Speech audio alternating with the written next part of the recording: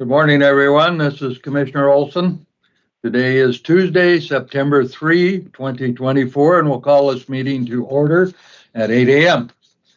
As a reminder, our call-in number is 1-971-254-3149, conference ID 866-914-607#. Before we get started, I'd like to remind everyone to mute your phone. You can do this by pressing *6. Please unmute yourself when called to speak, again pressing *6. Very important for everyone and for all others to remain muted. Thank you. So we'll call a meeting to order on September 3rd at 8 a.m. And we'll welcome everyone and hope you all had a wonderful Labor Day weekend. And now we can get down to serious matters like football and fall salmon fishing. So we'll begin with the roll call. I know Commissioner Bell, I believe, is out of the area today. Commissioner Scar, are you with us? I am. Good morning. Good morning. All right, well, we'll jump right into the list, going over to Adventist Health. Eric, are you with us this morning?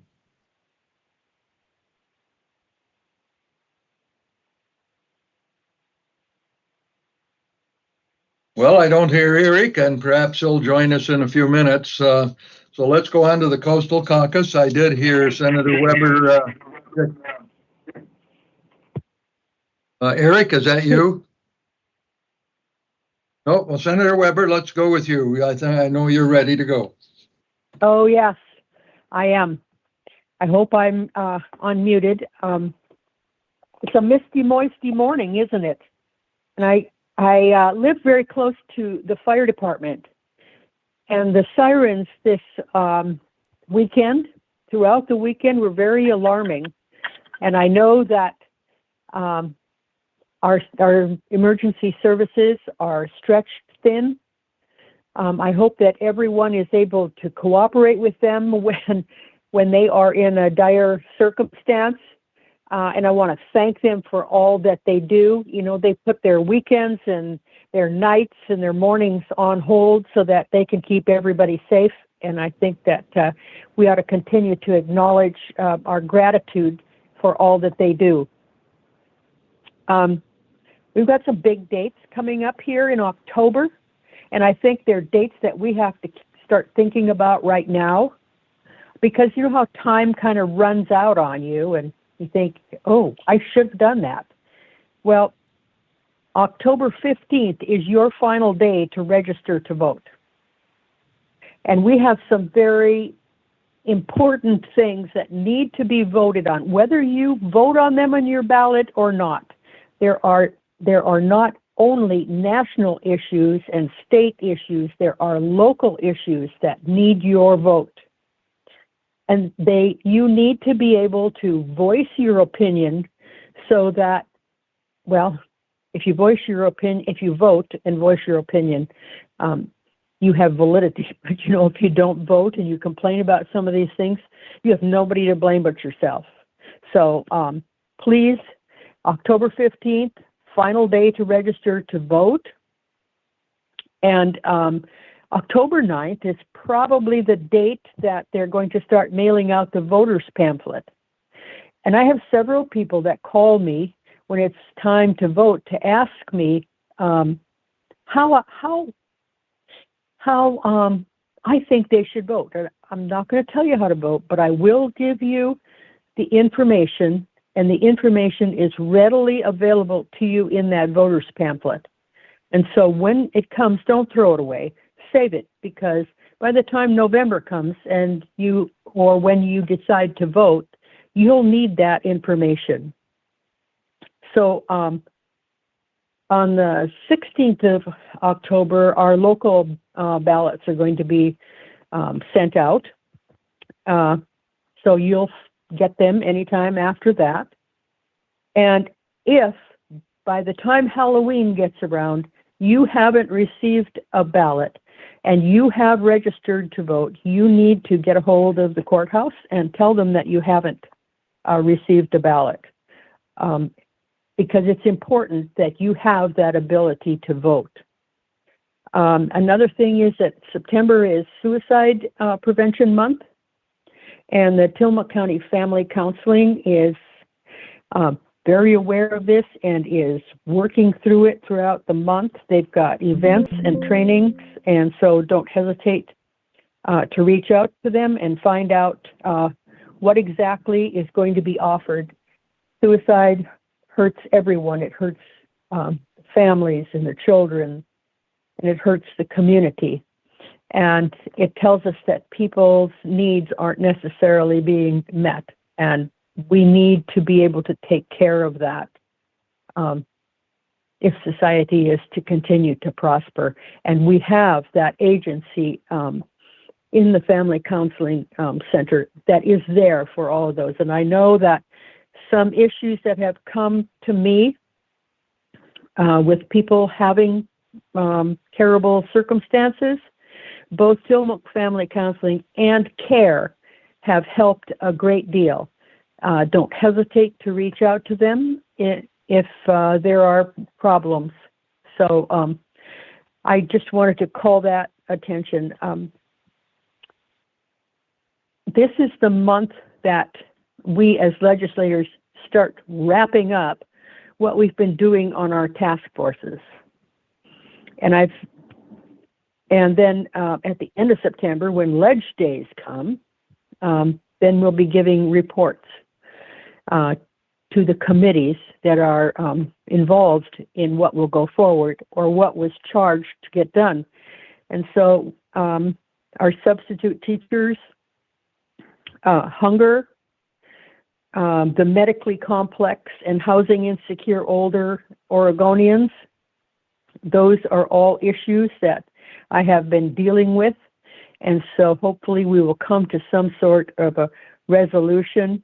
Oh, I forgot about absenteeism too, or attendance in schools, how important that is. You know, we have some school districts in Oregon that have 40% chronic absenteeism data. And, you know, if our kids aren't in school, they're not, well, they are probably learning, but is it what we need to make a better society? And so we've been meeting with superintendents and school districts to see what it is we can do to help our state achieve a better attendance rates. Also, I've been meeting with state parks and with some of the ideas that they have for raising revenue and for maintaining their parks. And also, this week I will be attending a long meeting on agency regulations regarding childcare, and I think that that should be very interesting. I'm also having water discussions. The Water Caucus is meeting, and so, you know, we on the left coast have different water needs than the right coast of Oregon, and so we've got to be able to work together to come to some agreement about water and how we use it, how we protect it in our state. That's going to be fair to both sides, the left side and the right side. So that's something that's coming up also. The Oregon Hunger Task Force has scheduled meetings throughout the state, listening sessions, and one of those listening sessions is going to be in Tillamook on the 10th of September, and we'll have more information for you on that probably after today. But they're very concerned, especially about feeding our kids in school and otherwise. And so, like I say, that's September 10th. And it's from 5:30 to 7:30 in the evening. And I can have more details for you because we'll have another meeting here. Before then, if you would like to come and hear what is discussed and the issues that people are bringing to the task force. Other than that, I don't think I've ever had a crop of green beans like I have. I'm picking green beans like crazy, and now I'm going to have to freeze them or can them or do something with them. But it's that time of the year when the garden produces, and we get to enjoy it. And in enjoying it, we also get to go to our farmers markets and enjoy the produce and what they have, and take advantage of this up and down the coast. We have wonderful farmers markets, and it's an opportunity to get out, see people, see what's out there, and reap the harvest. So any questions, let me know. Have a good week. Thank you for the opportunity. Well, thank you so much, Senator. Good to hear from you again. You mentioned a voter pamphlet, and I'll just add the county's part on that. The voter pamphlet to which she referred is published by the state, and it goes to all, I believe, every household, not just registered voters across the state of Oregon. To every household.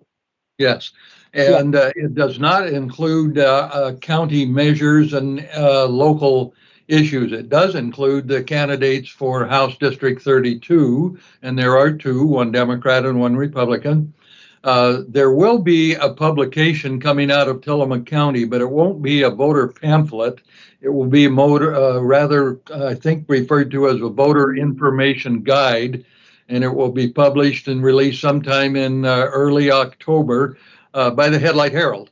And the county will have some information in there about a bond measure that will be before voters, but candidates, I think, are on their own with respect to that one. So the only official voter pamphlet is the one that comes from the Secretary of State's office, and as Senator pointed out, will be out in the not too distant future with lots of good information. And I certainly would encourage everybody to read it, because there are certain parameters that you have to follow when you submit your material, and it's good information and it goes to everybody. So thank you again, Senator. And let me ask if Representative Javity has joined us this morning. I'm here, Commissioner. Well, very good. Good morning, and take it away. All right. Good morning, Tillamook County. This is your state representative, Cyrus Javity, and just a few topics that have been relevant this previous week that I'd update the community on. Oregon's grappling, it's a good word. It was grappling with an intense wildfire season. We've got 39 large fires actively burning across the state as of my last update, and these fires have already consumed nearly 1.2 million acres. We've got about 10,000 firefighters working across the state tirelessly to contain them. The largest of those fires is the Durkee Fire in Baker County, which has burned nearly 300,000 acres. In response, the Oregon State Fire Marshal has pre-positioned task forces in Central Oregon to ensure rapid response in case there's any new outbreaks. Second, starting in mid-September, several state parks are going to undergo significant construction projects. These are aimed at upgrading aging infrastructure. Some of those parks are going to be like the Milo MacIver, Silver Falls, Bullards Beach, which are going to either see full or partial closures as crews work on new restrooms, sewer lines, and repaving. Third, the Oregon Department of Agriculture is considering implementing periodic review for shellfish plat leases, which currently remain unchanged once they've been issued to the permit holder. I've had some phone calls over the last couple of weeks with the different stakeholders, and there's some frustration on both sides of the issue. Obviously, shellfish harvesting is a big economic driver in out of our bays, and so we want to be careful here as we navigate some of this issue specifically.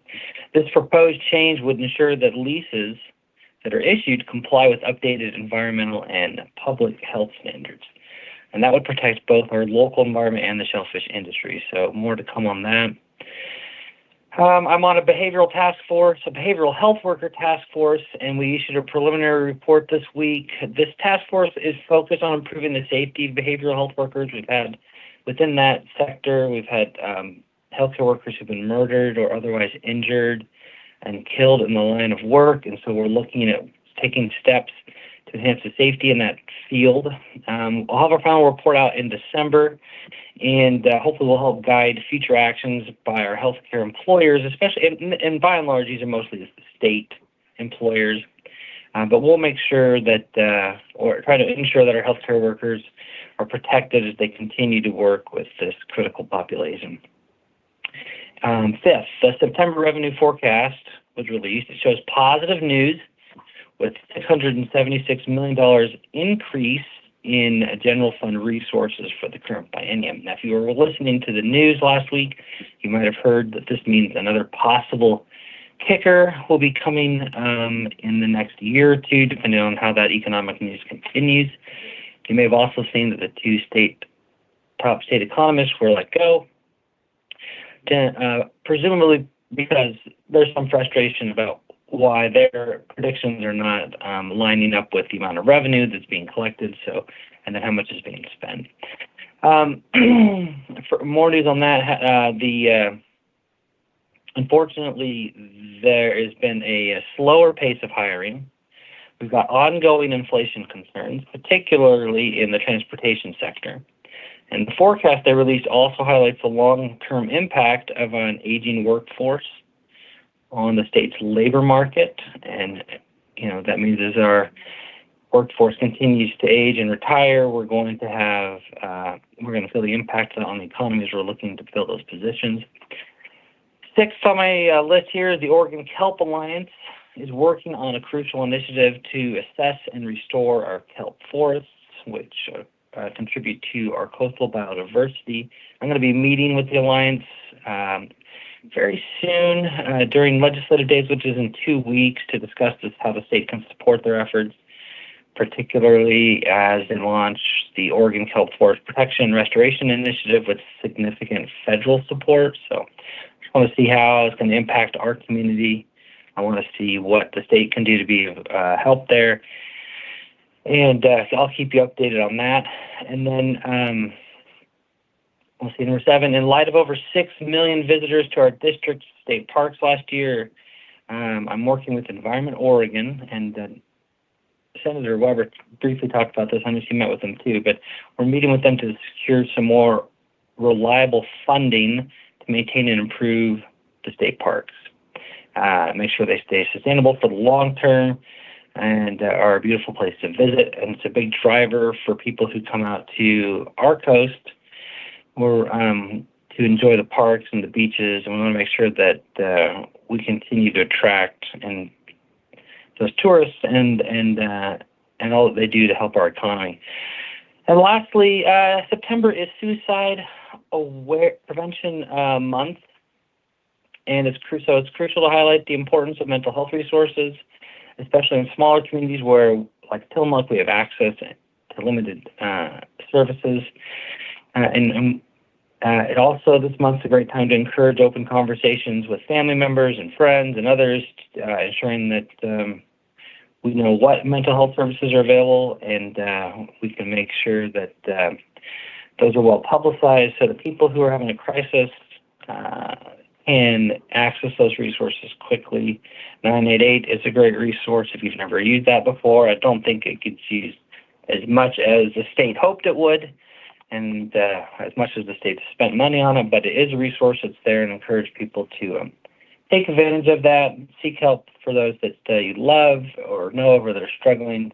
And because mental health, mental illness is a significant concern, and it's a real thing. People who struggle with that absolutely need whatever help and support we can give them as a community. So that's my update for today, Commissioner.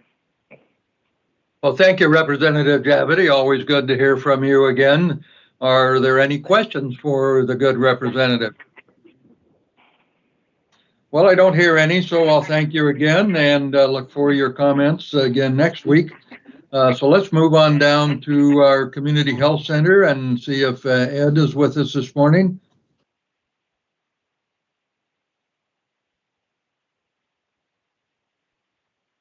Anybody from our health department, Ed or Marlene? Commissioner Scar, you're in the liaison. Do you have anything you could report on the health department today? I do not.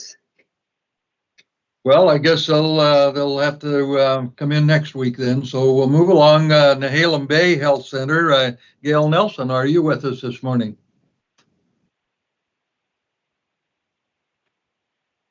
Well, maybe some people are having a slow start after Labor Day. If she joins, either join us later, we can certainly fit them in. So let's go on down to Tillamook Family Counseling Center. And Frank, are you with us this morning?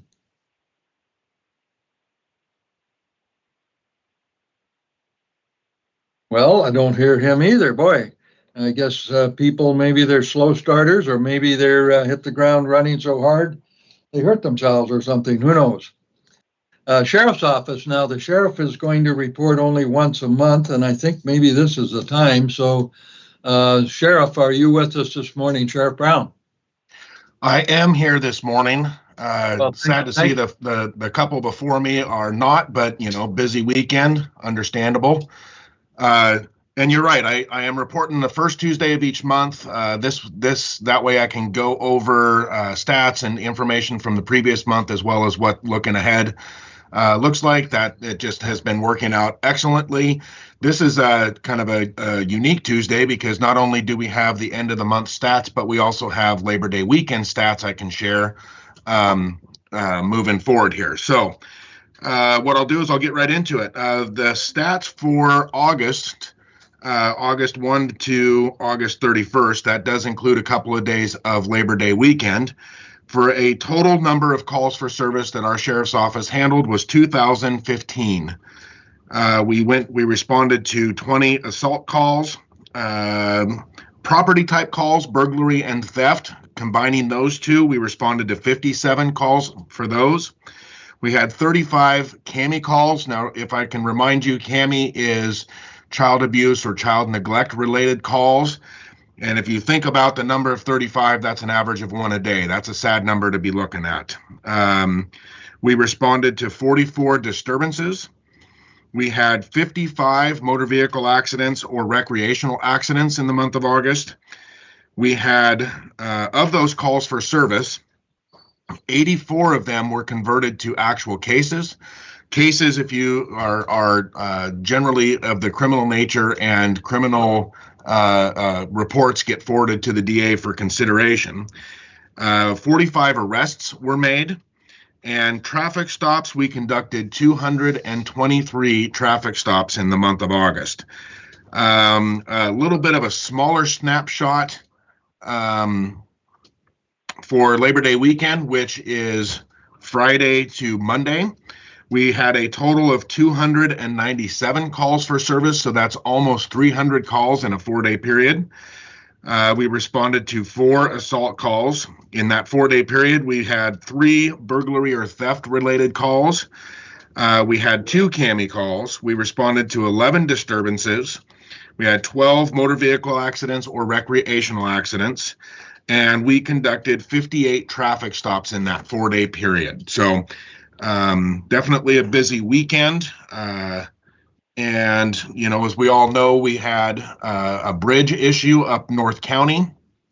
Of course, that's on state highway, so that's not necessarily within the sheriff's office privy, but we did take part in notifying the public. I rode with one of my deputies Friday afternoon and went up and actually looked at the bridge.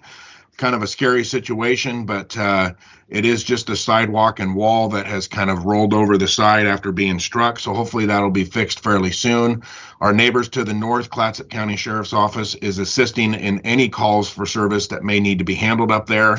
I'll be meeting with admin to try to determine if we need to continue that, but certainly great having that relationship with them to be able to have that handled. So Oregon State Police has offices in in Astoria as well as in Tillamook. So anything on the highway will end up being handled as well.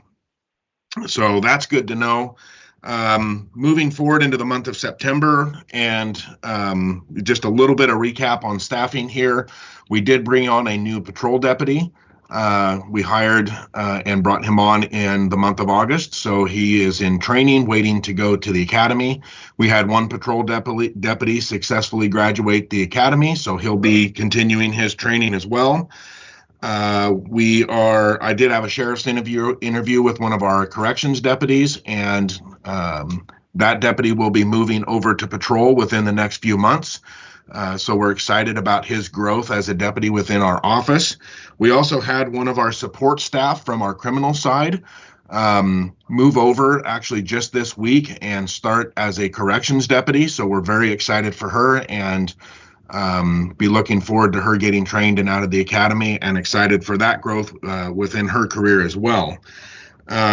We have interviews scheduled later this month for both corrections and patrol divisions. We are very, very close to having our patrol division fully staffed, which is extremely exciting. We're still working on getting our corrections division staffed up as well. So look for openings coming up in both of those divisions. Hopefully those will get going here pretty soon. The support staff position that was vacated by our staff member that went to corrections should be opening up pretty soon as well. I've got the paperwork in, and it's been in for some time, so I expect it to open anytime. We also have, and I'm very excited, it's been on our Facebook page, and we'll be pushing a little bit more information out about it, or another reminder. To help celebrate the National Police Women Day on September 12th, we are holding an event at the Tillamook Bay Community College. It is the Women of the Sheriff's Office. We have 4 of our amazing staff members that have great stories about their path to becoming deputies or admins within this office. They're going to be there to be able to answer any questions, give any inspiring speeches, and basically just try to, if there is anybody in our community that is interested in it, but have thought that they wouldn't be able to meet the standard, this event will help answer those questions and enlighten potential candidates or people that believe this may be something that will benefit them or that they want to pursue. So please join us for that. There's going to be some snacks. There will be some swag and stickers and stuff for kids, and just come and ask questions and listen to some stories of some great, amazing law enforcement women from our sheriff's office. That is all I have, and I can take any questions if need be. Well, thank you, Sheriff. I'll ask one question while others may be thinking of a question. Would you say this past Labor Day was the same as, or worse than, or better than in terms of past Labor Days, which is one of the big weekend holidays, of course, in the summertime on the beach? Well, I don't know if I can give you that answer directly. I should have known, Commissioner, because I think last time we did this, you had a past question for me as well.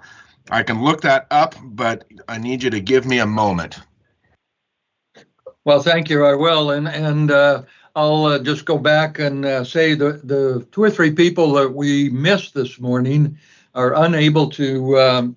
They're not able to unmute, and some kind of technical difficulty, and it appears to be outside the system here within the county. Although I don't know. I know you were working on that, Commissioner Scar. Did you learn anything? Can we go back to the ones we missed, or what is going on this morning? Nobody knows just yet. I think the guess is that Microsoft pushed out an update that probably changed some feature. Some people are able to unmute, others are not. So I think at this point, you can certainly ask again, give everyone another shot. But at this point, it's not looking good. I did, however, get an emailed report from the health department that I can share if you'd like me to do that. Why don't you hang on just a minute and we'll close out the sheriff. Did you have any information you could pass on quickly, Sheriff? What I can say is, looking at the numbers, like I said, the total calls for service for this year was 297. Last year was 231. So we actually had about 66 more calls for service over the 4-day period from last year. I'm just trying to get like a quick little snapshot. We did have 6 motor vehicle accidents and recreational accidents last year, so that is about half of what we had this year. We had 12 this year. And I'll just look really quick and see how many disturbances we responded to. That's usually a pretty common one. So we responded to 10 disturbances last year and 11 this year. So by all accounts, we were busier this year than last year. Well, thank you, Sheriff. It does sound like that, and I certainly noticed over the weekend that there were plenty of folks, at least in the south part of the county, Cape Kiwanda and around. There were no parking spots to be seen. And by the way, Cape Kiwanda now is fully open. All the parking is available. The contractor had promised Labor Day, and it appears he delivered exactly as promised. So that's a good thing. So thank you for that, Sheriff. Good information, and we'll go on to some others. And I will circle back then to Commissioner Scar. If you'd like to talk about the health department, please go ahead. Sure, I'd be happy to. Okay, this is what I've received from them. We hope everyone enjoyed Labor Day and the long weekend. Labor Day is the unofficial end of summer, and school starts this week for most schools in Tillamook County. If your youth still needs a sports physical, give us a call to schedule. It's also a great time to schedule a well child visit, which allows you to discuss any concerns with a provider about your child's health, track growth and developmental milestones, and receive recommended vaccinations to help protect your child from diseases like measles and whooping cough. With our current wellness incentive program, you can receive a free gift card when you get these and other types of wellness exams, screenings, immunizations, and in-clinic testing at Tillamook County Community Health Centers between now and December 31st of 2024. After your wellness visit, ages 3 through 6 will be mailed a $15 gift card, and ages 7 plus will be mailed a $25 gift card. Schedule an appointment to live well and be well today at 503-842-3938. September is Emergency Preparedness Month. We highly encourage you to prepare yourself and your family for natural disasters like wildfires, floods, drought, heat waves, freezes, or earthquakes. Preparing for emergencies and disasters can help keep you, your family, and our community safe. Take a few moments this month to create an emergency plan with your household. It might be helpful to think about things like, how will I receive emergency alerts and warnings? What is my shelter plan? What is my evacuation route? What is my family or household communication plan? And do I have an emergency preparedness kit? And if so, do I need to update it? For helpful information on emergency preparedness, including how to prepare a kit and access to quick and easy family emergency plan fillable form, visit https://www.ready.gov. So www.ready.gov. And that's the completion of their report. Thank you. Well, thank you, Commissioner. Again, we'll apologize for having some technical difficulties this morning, but you know, computers are designed by human beings, and human beings make mistakes from time to time, and so something didn't fit in this morning. But I'm going to go back and ask. So, Doug, I have a suggestion on that one that Debbie made, which is if folks who are unable to mute want to exit the call, call back in, and then she will not mute you on our end, but our request would be that you mute yourself on your end. So we think maybe is probably some sort of an update pushed out by Microsoft. And when we are muting people, then they are unable to unmute themselves. So if you are someone who's waiting to speak this morning, please hang up, call back in, and then mute yourself on your telephone so we don't get feedback. And then we'll see if you are able to unmute that way. So that's our trick to try.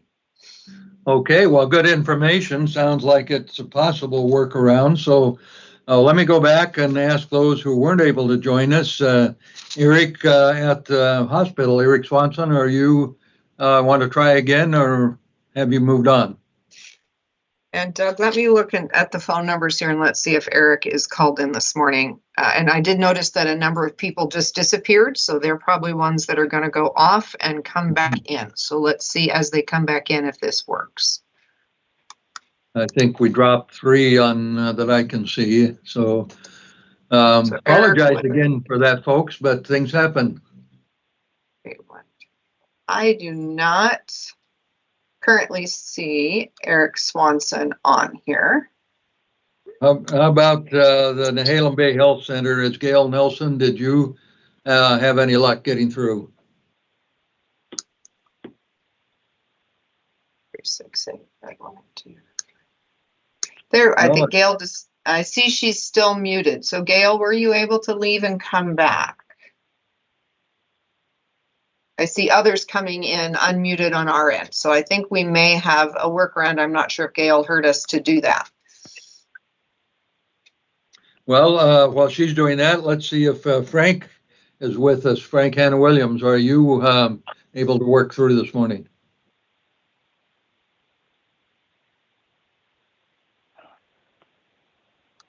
Well, technology can be great and it can be extremely frustrating, as you are listening and witnessing. Mhm. How about while we're doing that, and we'll bounce around a bit here. We'll maybe Commissioner Scar and I together can get some people back on. Let me go down to emergency management, see if Randy's with us. He's on the same system. He's the next door down from me here in the courthouse. Maybe he can come on. Or Randy, are you on?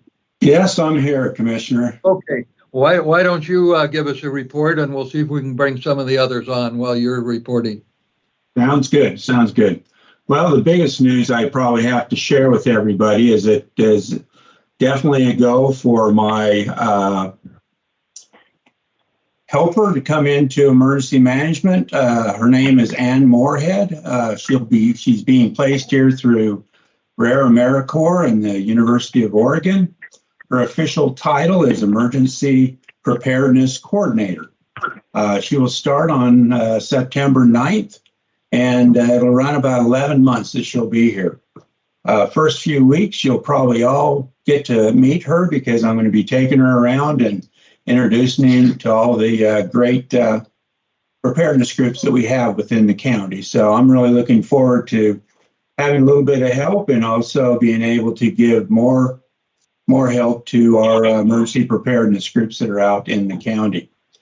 The other thing that's happening in emergency management is the Fire Marshal's office would like us to get our, it's called an LEPC, which is Local Emergency Planning Committee, up and running again. It kind of took a hiccup over the last few years, like a lot of things.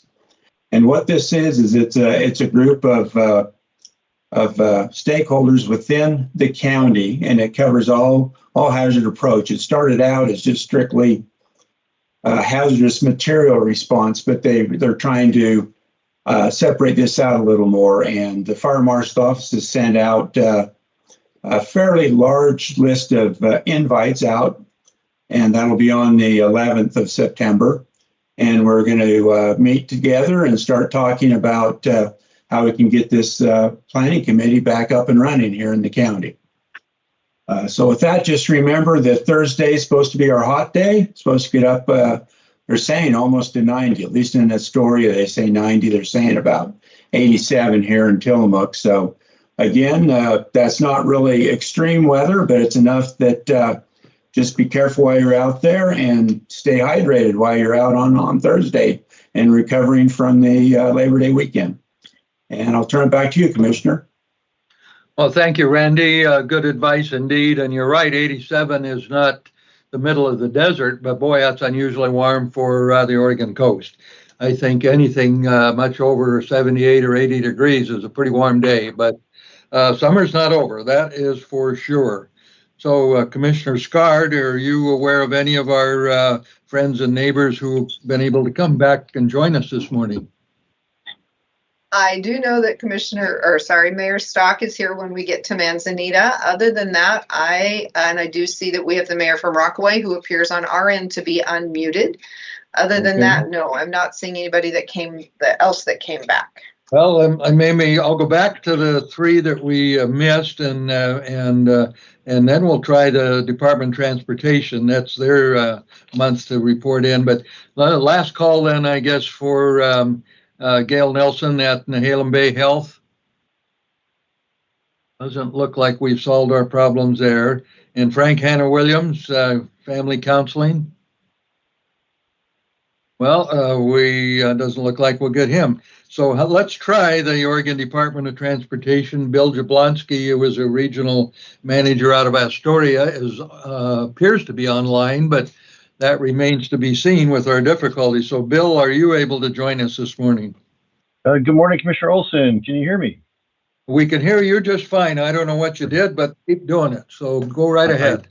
I followed Commissioner Scar's advice and called back in.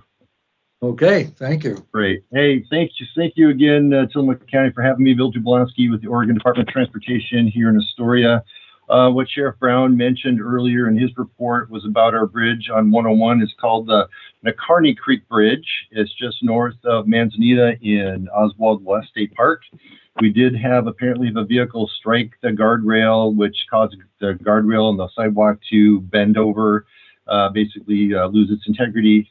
We have structural engineers coming up today for two reasons. One is to figure out what's a temporary solution that we can plug that hole so we can have both lanes open.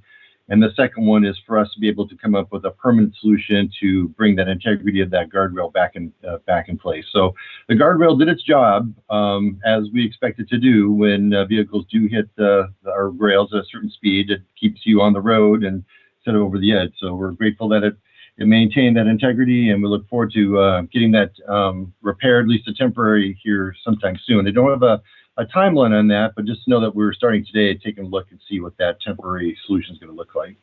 But for now, we'll certainly have the single lane flaggers, the single lane closure with flaggers in place right now. Also, you'll probably notice some construction at Garibaldi on US 101. That project has commenced on the construction side. So please be aware of work zones going through the town of Garibaldi now through most likely into the late fall era. We are offering assistance with Tillamook County Public Works and trying to help out with that Sand Lake Road single lane rebuild. Appreciate it of the commissioners for assigning the IGAs that allows ODOT to tap into those federal funds and assist Chris Lady with the design and construction of that lane on Sand Lake Road to get that open here this fall. We're doing some spot paving, ODOT is, within the county, various 53 and Oregon 6, of course, getting those time of year where we can actually get the pavement on the road and get things buttoned up for winter hit. So we're looking forward to that. Do some paving within the county, so please be aware of ODOT crews for that. And we also had some emergency repairs on Oregon 130. We had a couple of locations where the embankment sloughed off too close to the asphalt, so we had to do some repairs on shoring that up. And we also had some bridge scour on 130 as well too. We had to take care of that as well. So appreciate the county and everyone's patience while we work through those issues as well. That's all I have today, and I'll take any questions if anyone has any. Well, thank you, Bill. Good update. Any questions for Bill Jablonski, who represents ODOT? Well, thank you again, Bill, and thank you for the update on that bridge failure or the difficulties just north of Manzanita. We all travel 101 at one section or another, and it's well used. Probably, in my opinion, one of the most scenic highways in all of America. If you start in Astoria and go south, you will see views that are almost every one of them belong on a calendar or a postcard. And to maintain 101, because I know there are lots of geological difficulties and water runs out of hillsides and things gave way. And of course, we've had some elsewhere. I'm thinking of Sand Lake Road. Half of that fell off and is still missing, but there's a workaround on a traffic control signal, and so there are solutions. But thanks again for what you're doing and the prompt response. I guess that's all part of the job. Oh, you bet. No problem. Thank you, Commissioner. Very, very good. Thank you. And we'll hear from you again next month with an update, and hopefully you'll have a permanent solution in mind for that particular problem. So let's go to the cities, and I understand now we do have Mayor Stock from Manzanita. Are you able to join us this morning? Actually, let's do the cities because we're having difficulties. Then I'll come back to the Board of Commissioners at the very last because I know we're able to go ahead. So let's do our cities and see if we can get them on before something else goes wrong. Well, good morning, Commissioner Olson. This is Catherine Stock in Manzanita, and I'm willing if my voice is coming through. Okay, good morning. Great. Just three things for Manzanita this morning, although I would particularly thank ODOT for the work on that bridge. That bridge is a near and dear to all of us here in North County, and I appreciate that he also framed it up and, the guardrail did its job. Well, it did. I guess it gave its life for it. So we'll be looking forward to getting that repaired and appreciate everybody's help in doing that. So three things really from here. We had a beautiful Labor Day celebration here in Manzanita. Those of you on the call or listening who know our town very likely are familiar with one of our treasures of a small business called the Little Apple, which is a grocery store right on Juanita Avenue, very close to the beach. For many years now, they have celebrated Labor Day by gifting the community with a celebration, a classic grilling of hot dogs and hamburgers and side dishes, many contributions from the community. The store puts it on, people volunteer to work for it, and then they also use that as an opportunity to take donations and collect canned goods for the local food bank. So it was wonderful. 2 bands. It wasn't too hot. It wasn't too cold. And I think everybody had a wonderful time, and it was a great way to kind of earmark the transition from summer to fall. So that was great to see it and see everybody out. So that's the first thing. I'd like to make people aware that for anybody interested in the comprehensive planning process that Manzanita has begun and will be working on for the next few years, we have a meeting planned with our Planning Commission on September 9th, which is next week, from 4 to 6 p.m. It'll be a virtual meeting and anyone can attend. It'll be posted on the website. This would be for people who are interested in understanding a little more of the detail of what a comprehensive planning process looks like for a community in Oregon. And this one in particular will be focused on the role that the Planning Commission will play, and likely will be focusing on the first area of work for our community, which will be housing. So that's available to the public September 9 from 4 to 6 p.m. And we are looking forward to our regular council meeting tomorrow night. And I think we're going to be getting the pleasure of having Commissioner Olson join us to talk about the bound measure for emergency communication. So we are looking forward to that as well. And that's it from us. Well, thank you, Mayor. Yes, indeed, I do plan on being there, and I'll have some handouts, take a lot of questions, and see if people will know more when they leave than when they arrive. So thank you for the invitation, and I certainly will be there, and thank you for your comments this morning. So we'll continue with the cities and then circle back to the Board of Commissioners, since we're sort of ad-libbing here with some technical difficulties this morning. So let's see, Nehalem. Anyone from Nehalem this morning? And Wheeler, City of Wheeler. I think we're going to have to recruit some people there to report in from time to time so that folks who live up that way can find out what's happening.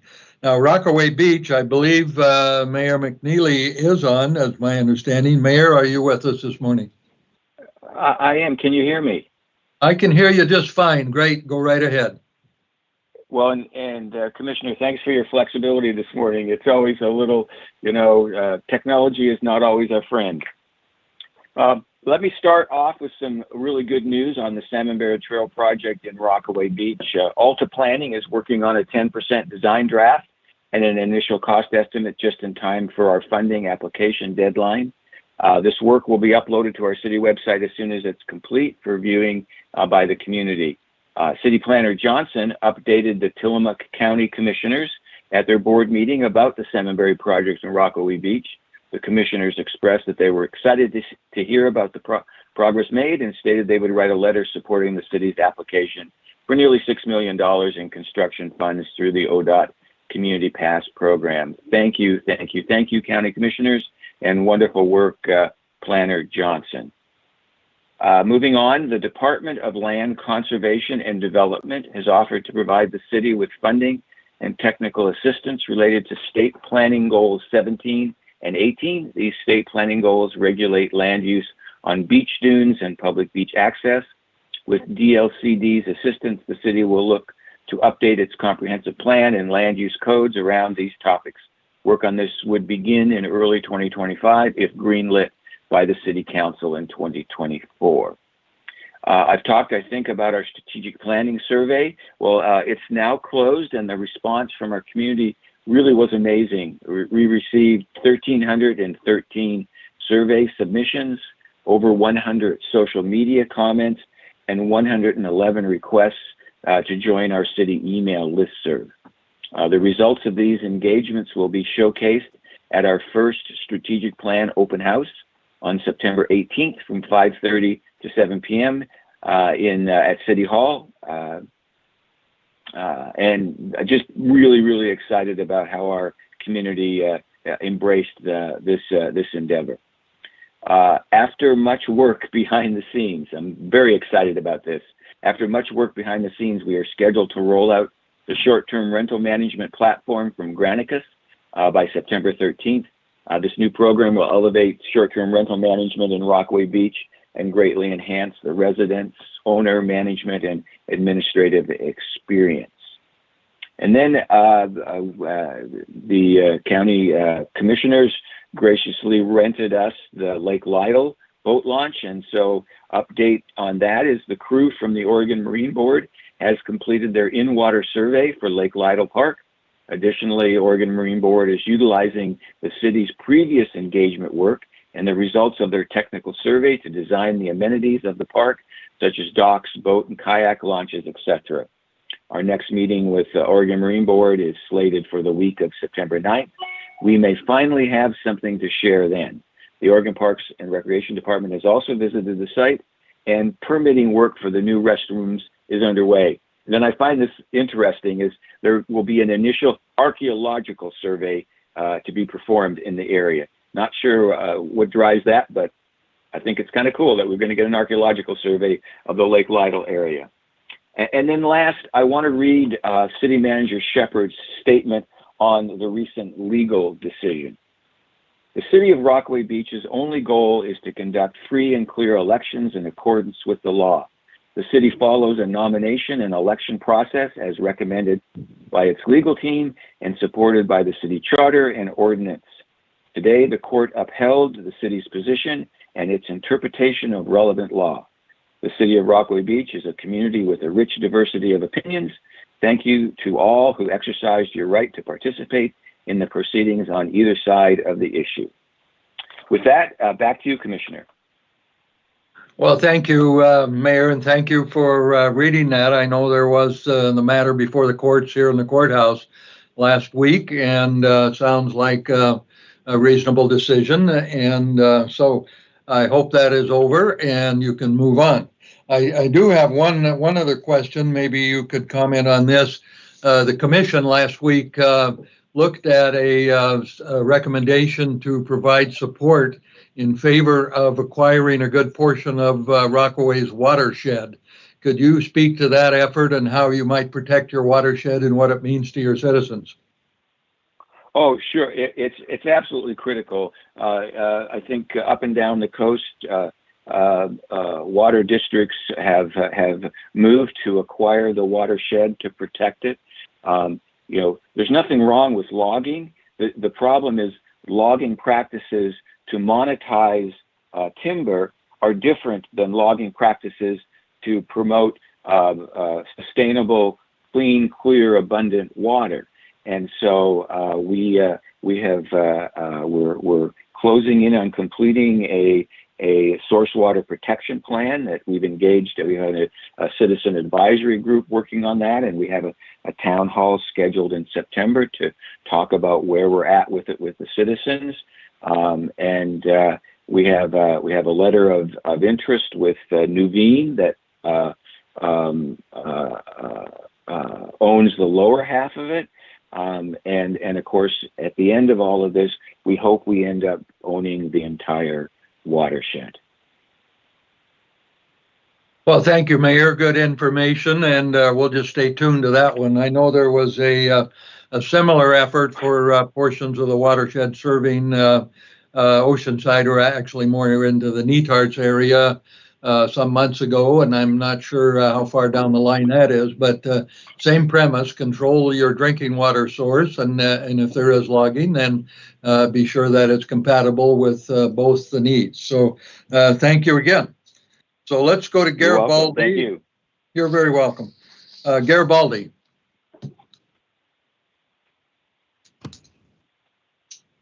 Well, I'm not sure we've got anyone on, or that person is able to join us. Again, possibly technical difficulties. How about Bay City? Good morning, Commissioner. This is Leanne Welch from the City of Bay City. Good morning, Mayor. And I think you're coming through loud and clear, so you did something right, I guess. David sent me a link. So it was a link to your Teams meeting that I am able to communicate with you this morning. So thank you, David McCall. Our next City Council meeting is Tuesday, September 10th at 6 p.m. In fact, Commissioner Bell is going to be one of our guest speakers. She is going to talk about one of your county's TLT revenue ideas, which is potentially increasing the transient lodging tax across the county, and what impacts that would have on the cities and what choices the cities are making. So really appreciate Commissioner Bell's coming to present to us. And we're also learning more about the FEMA buy-up. So we have it on our city council agenda to briefly talk about it. And then we are trying to schedule a town hall with Sarah Apsher, more about the FEMA buy-up and what that means in this model ordinance and the three choices that we all have. So those are really big topics for us for the city. And I want to thank you for this call. So thank you very much. Well, thank you, Mayor. Good to hear from you again. I'm glad you got through this morning. So let's go over to City Manager Nathan at City of Tillamook and see if he's able to join us this morning. Morning, Commissioner. Can you hear me okay? Yes, whatever you did, it worked. So keep doing it. So yes, good morning and go ahead. I didn't do anything other than normal, but I will say it wouldn't allow me to do the usual *6 mute, but I always keep it on mute anyway, so on my end. Thank you very much. Just a couple of quick announcements. In the police department, Chief Troxel attended our welcome back for the Tillamook School District staff. It's always been a great opportunity and time for welcoming back the staff. The relationship between the school district and the city has been very rich for many years. Chief Troxel and a school resource officer went to KTIL for the Tillamook Today show. This was a great time to share information, this was last week, about traffic safety around our schools and neighborhoods. Please remember, as the first school bell rings, the police department is urging motorists to drive safely and without distractions. You need to be ready for school buses, and especially student pedestrians and children getting on and off buses. Chief Troxel sat down with Will Chappell from the Tillamook Headlight Herald last week. This was an excellent chat, and Chief Troxel shared what's happening and what the future looks like for the police department. The first and preseason Tillamook High School football game was on Friday. Our school resource officer Olson attended the football game, and Officer Vanderhoff also attended the game. There was an excellent turnout and weather for the game. Unfortunately, the game didn't go in the direction of a win for the Cheesemakers, but it was a great evening nonetheless. And finally, in the police department, Officer Vanderhoff and the Tillamook police officers focused on extra traffic patrol and increased enforcement this past weekend, as we saw increase in traffic being on Thursday.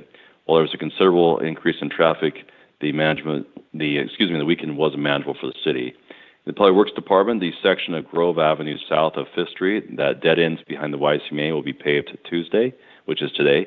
Please use caution while navigating this area. As more sewer laterals are replaced and the city continues collaborating with contractors and homeowners, please be aware of the increased activity and construction around the city. And just a quick reminder, as always, if you have any inquiries, please call City Hall, and you can call our main number anytime. And if it's not during main hours, you'll be able to get an on-call person for any emergencies.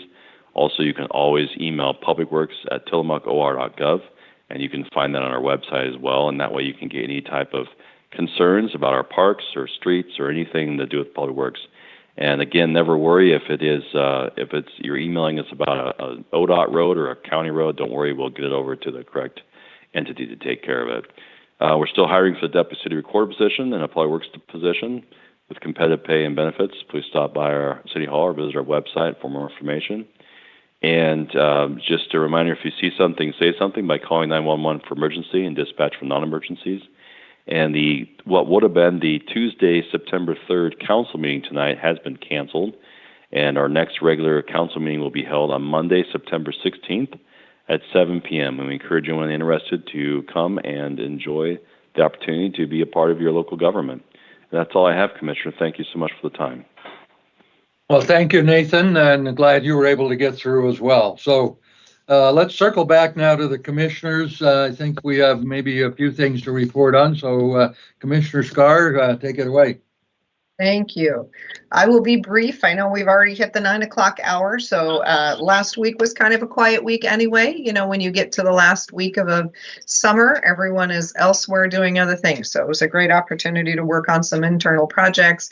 The county, as you all know, is a large employer here in Tillamook, and we have a number of things that we have to do just to keep your government running smoothly. So one of those is updating our personnel handbook, one of those things that every business has to do, and it's a project that's fairly large for the county and one that I spent quite a bit of time on last week working with our HR department.